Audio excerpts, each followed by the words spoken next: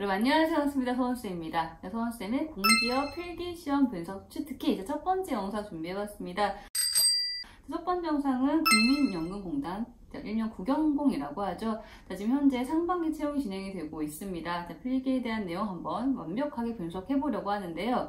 필기는 1차 서류에서 10회수 선발된 인원으로 이제 진행이 됩니다. 이번 공채는 142명 선발 예정에 있습니다. 그래서 필기시험은 1420명 정도가 이제 치를 예정인데요. 필기시험에서는 채용 인원의 2배수가 선발이 되죠. 산술적으로는 5대1 정도의 경쟁률을 가지고 필기시험을 이제 준비를 하셔야 될 것 같습니다.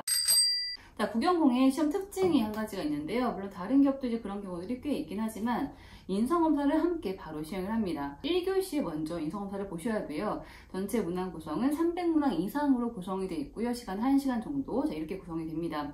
공고문을 잘 보시면 이런 문구가 있습니다. 인성검사 부적격자는 필기시험에 대한 그 점수하고 결과하고 상관없이 불합격 처리가 된다 이렇게 되어 있거든요. 무시할 수 없는 그런 내용이에요. 그래서 조금은 준비를 하실 필요가 있을 것 같습니다.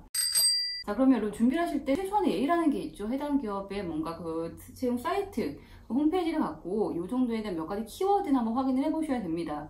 국연공의 홈페이지 가보시면 기업의 비전이나 전략을 확인하실 수가 있는데 그 내용 중에서 핵심 가치하고 그리고 경영 방침에 대한 내용들을 한번 살펴보셔야 될 것 같아요.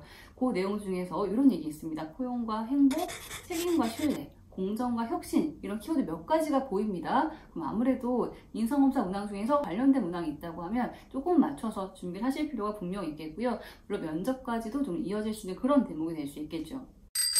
국연공의 필기시험은 직업기초능력평가, 우리 일명 NCS라고 생각하는 바로 그 필기시험이고요. 그리고 종합직무지식평가라고 해서 전공하고 그리고 국민연금법 등의 사회보장론 관련 지식까지도 함께 출제를 하고 있습니다. 역시 이것도 공고문 꼭 살펴보셔야 됩니다. 직렬별로 조금 차이가 좀 있는데요. 저는 사무직 기준으로 이제 말씀을 좀 드려볼게요. 사무직은 그 NCS 직업기초능력평가 중에서 6과목을 출제를 하고 있습니다. 의사소통, 문제해결, 수리능력, 그리고 조직의 정보능력, 직업윤리 이렇게 6가지 출제가 되고 있고 국연공은 지금 전공 통합 전공으로 다 알고 계실 것 같아요. 법, 행정, 경영, 경제 그리고 아까 얘기 드렸던 그 국민연금법 이렇게 준비를 하셔야 되는데 조금 더 구체적으로 살펴볼게요. 직업기초능력평가. 문항수 전체 60문항입니다. 60문항, 60분. 이렇게 문항수랑 시간 구성 가지고 있고, 유형으로 따지면 요즘에 모듈, 피듈 얘기가 많은데, 국연공의 NCS 문제 유형은 모듈형에 가까운 살짝 피듈형 가미가 된 이 정도예요. 하드웨어적인 환경을 좀 말씀드리면, 오답감점 없어요. 그럼 찍기 가능하다는 거고요. 수정 테이프나 화이트 사용이 불가능하다는 것도 특징 중에 한 가지입니다. 마킹하실 때 좀 신중하게 꼼꼼하게 잘 살펴보면서 하셔야 될 것 같고, 그 다음에 대부분 후기를 보면 이런 얘기 있습니다. 파본 검사 시간을 주지 않았다. 그거 좀 불편했다 이런 얘기 많이 있거든요. 파본 검사 굉장히 중요한 시간이죠. 문제 배치 상태라든지 좀 익숙한 문제 어디쯤에 있는지 문제풀이 계획을 좀 세워보는 그런 시간인데 이 시간 없는 것도 우리가 좀 대비를 해야 되는 그런 내용이 될 것 같습니다. 오늘 의사소통, 아까 우리 모듈형에 가깝다라고 했었죠. 이제 NCS 워크북 내용들 출제 많이 됩니다. 그래서 문서 작성 능력이나 경청 능력 이름 한번 꼭 살펴보셔야 되겠고요.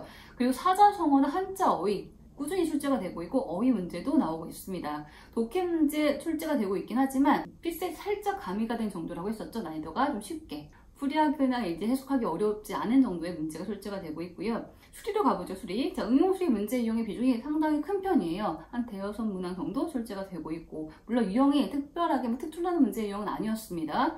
대부분 농도, 확률, 방정식 또는 이제 대출 이자 계산 문제 정도로 출제가 되고 있습니다.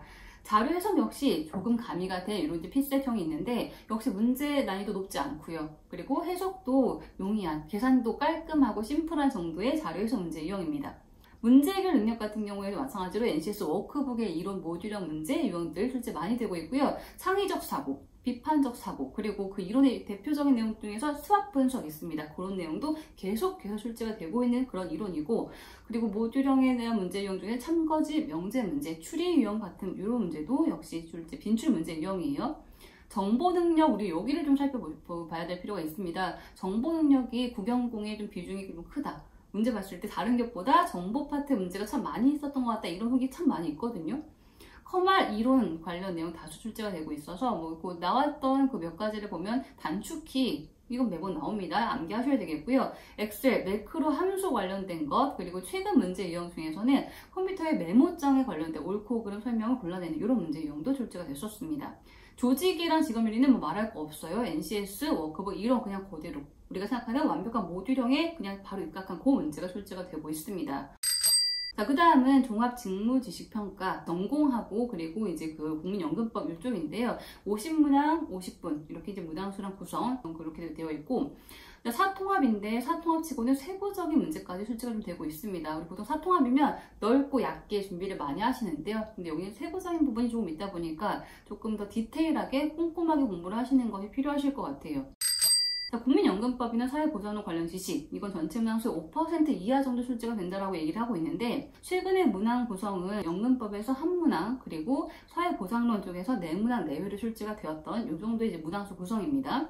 자, 그리고 최근에 시험에 합격 커트라인을 한번 살펴보겠습니다. 합격 컷을 보면 2020년 상반기에는 평균 약 70점, 그리고 하반기에는 66점 정도였고요.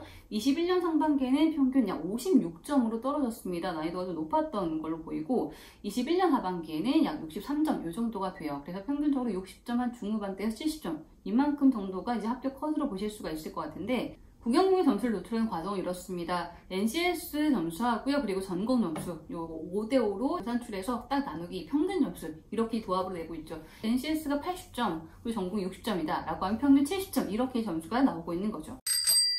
자, 그러면 이제 우리가 필기 준비 방법을 좀 살펴봐야 될 것 같은데 첫 번째 모듈형 안 볼 수 없습니다. 전반적으로 모듈형 가깝게 출제가 되고 있어서 일단 NCS의 그 워크북 이론은 무조건 암기하셔야 돼요. 의사 그리고 문제 해결, 조직의 정보, 직업 윤리까지는 반드시 숙지하셔야 되겠고요. 자, 그리고 응용 수리를 준비를 안 할 수가 없습니다. 수리의 모듈형은 응용 수리 문제 유형이에요. 특출한 유형은 아니기 때문에 인출 문제 유형들 뭐 농도, 속력, 경우의 수, 확률, 방정식 이 정도 출제되는 것 준비하셔야 되겠고요. 그리고 유튜브에 소원 수리한 영상도 참고하시면 좋을 것 같습니다.